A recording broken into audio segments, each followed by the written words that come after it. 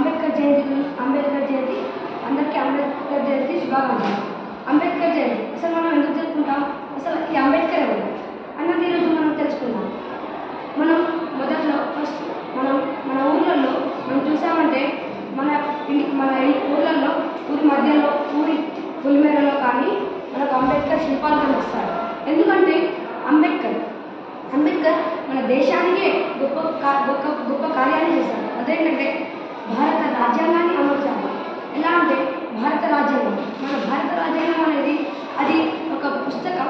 ఏదైతే మన భారతదేశ మొత్తాన్ని అదుపులో పెడుతుందో అదే భారత రాజ్యాంగం. అలాంటి అంత పెద్దది భారత రాజ్యాంగాన్ని అంబేద్కర్ తన 7 మిత్రులతో కలిసి దీన్ని కంప్లీట్ చేశారు.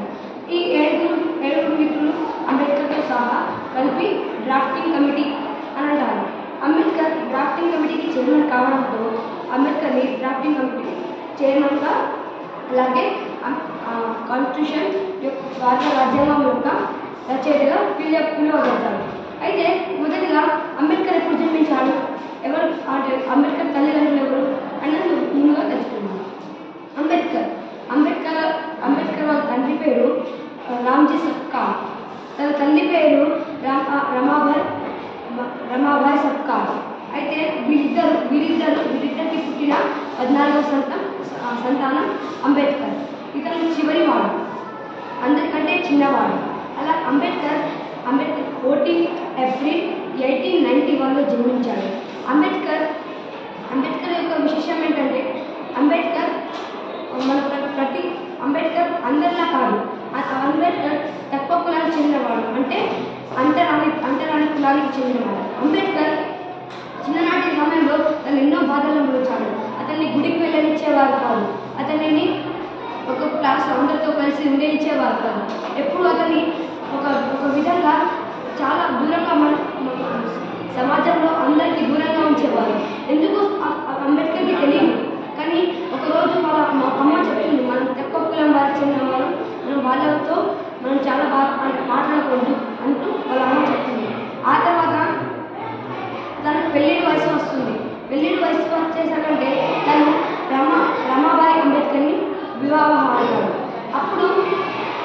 అప్పుడు వివాహాన్ని కొన్ని సంవత్సరాలకే రమాబాయి అంబేద్కర్ మరణిస్తుంది. అలా మరణించడం ద్వారా అప్పుడు రమాబాయి అంబేద్కర్కి ఒక కొడుకుంటాడు. అతనే జశ్వంత్ అంబేద్కర్. అయితే ఈ యశ్వంత్ అంబేద్కర్ కోసం అంబేద్కర్ మళ్ళీ పెళ్లి చేసుకుంటాడు. అందుకు ఆమె పేరు సావిత్రి అంబేద్కర్. అయితే మనం అంబేద్కర్ చివరికి ఎలా చనిపోయాడు అని తెలుసుకున్నాం. అంబేద్కర్కి డయాబెటీస్ అంటే షుగర్, ఈ షుగర్ వ్యాధి అనేది ఉంది. కాబట్టి అతను నిద్రలో ఉండగా తను మరణించాడు. December 6 మరణించాడు. అయితే నేను అంబేద్కర్ గురించి ఎన్నో విషయాలు తెలుసుకున్నాను. అంబేద్కర్ వారు నేను ఎంతో ప్రేరణపడ్డాడు. కాబట్టి దానివల్ల నేను ఒక చిన్న కవిత రాశాను అంబేద్కర్పై. చెప్తాను వినండి. అంబేద్కర్ది తక్కువ కులం కావచ్చు, చిన్న మతం కావచ్చు, కానీ అంటరానితనం చేసింది అతనికి అన్యాయం. చేశాడు అందరికీ న్యాయం, ఎవరికీ చేయలేదు అన్యాయం. రచించాడు భారత రాజ్యాంగం, వెలిగించాడు జనాల ఇంట సుఖ సంతోషాల దీపం.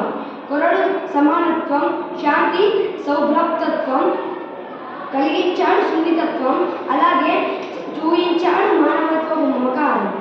రెండోది, తెలుగు శాంతికి చిహ్నం, ఎరుపు రక్తానికి చిహ్నం, నలుపు చీకటికి చిహ్నం, అలాగే నీల